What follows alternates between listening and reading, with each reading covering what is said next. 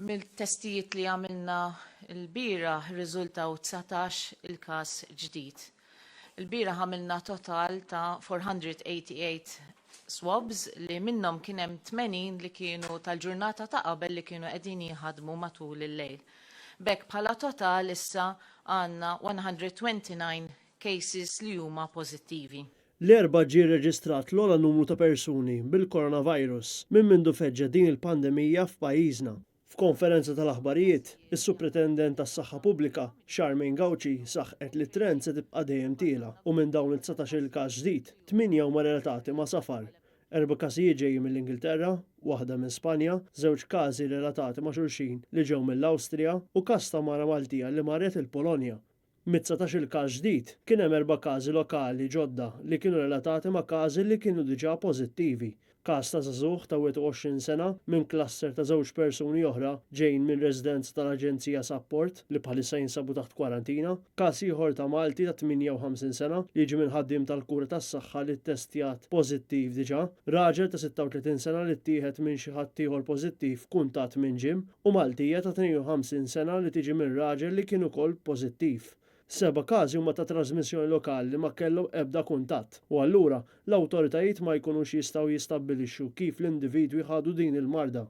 Dawn it-trasmissjonijiet lokali jinkludu raġel Malti ta' 27 sena, Taljan ta' 38 sena, ħaddiema Maltija tal-kura tas-saħħa ta' 24 sena u ieħor Ċiniż ta' 23 sena li ma kienx imsiefer, Malti ta' 47 sena, Maltija ta' 60 sena u anzjan ta' 81 sena li qiegħed jinżamm l-isptar Mater Dei fl-Infectious Diseases Unit fejn il-kundizzjoni tiegħu hija stabbli. Hemmhekk pazjenti bħal dawn li huma anzjani fejn ir-riskju ta' komplikazzjonijiet huma ħafna iktar, hemmhekk aħna dawn inkunu qegħdin insegwu s-sitwazzjoni tagħhom, però sa issa ma jidhirx li hemm komplikazzjonijiet dan ir-raġel. Intant, il-Professur Gauci qalet li l-anzjan ta' 61 sena li kien marad bil-COVID-19 u għadu qed jinżamm fl-ITU, il-kundizzjoni tiegħu hija waħda instabbli iżda ma jinsabx f'qagħda kritika.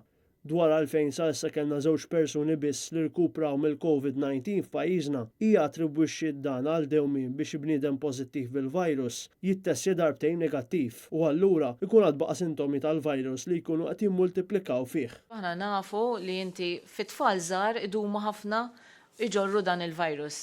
U l-istess fl-anzjani wkoll idumu iktar iġorru dan il-virus għaliex l-abbiltà tal-ġisem tagħhom biex ineħħu l-virus tkun bdiet tnaqqas.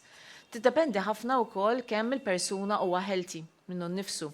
Allura hekk l-appell tagħna huwa li l-persuni jieklu dieta healthy li hija tajba u kemm jista' jkun jagħmlu attività fiżika. Hija tennet l-appell biex in-nies isegwu r-rakkomandazzjonijiet biex ma jħorġux mid-dar ħlief għal affarijiet bżonjużi. Sa tlieta kienu biss 27 mill-każijiet ikkonfermati li qed jieħdu kura mill-isptarijiet, 10 fl-isptar Mater Dei u 17 fl-isptar privat. Dan peress li fil-maġġoranza tal-każi is-sintomi huma ħfief. Kulħadd jista' jagħmel il-parti tiegħu. Din hija katina fejn qiegħda tinfirex il-mart minn persuna għall-oħra. Jiġifieri kull persuna qed jarana u jismana llum jista' jkun hu li jwaqqaf din il-katina. Allura jekk naħdmu kollha flimkien, jirnexxilna innaqsu l-impatt ta' din il-virus li qed jinfirex.